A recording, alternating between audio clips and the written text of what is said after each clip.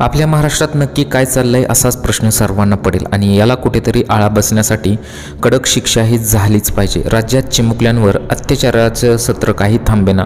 कल्याणमध्ये 13 वर्षाच्या मुलीची अत्याचारानंतर हत्या करण्यात आली, तर पुण्यातील 2 चिमुकल्या बहिणींची हत्या करण्यात आल्याची घटना ताजी असताना आता आणखी एक धक्कादायक प्रकार पुणे जिल्ह्यातील मावळ तालुक्यातून समोर आलेला आहे।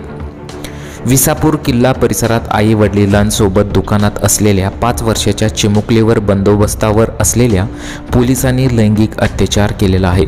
मुलीला चॉकलेटचे आमिष दाखवून आडोशाला नेऊन तिच्यावर अतिप्रसंग करण्याचा प्रयत्न केला।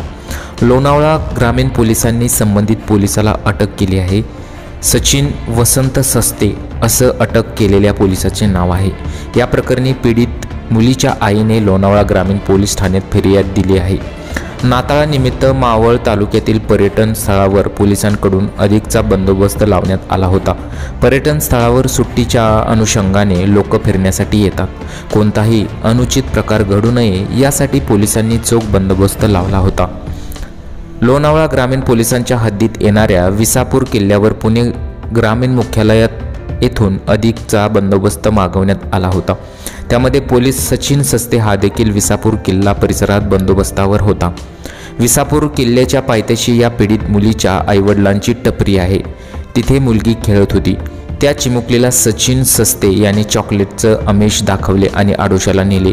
तिथे तिच्यावर अतिप्रसंग करण्याचा प्रयत्न केला। हा प्रकार मुलीने आपल्या पालकांना सांगितला। पालकांनी तात्काळ पोलिसात धाव घेत गुन्हा दाखल केला।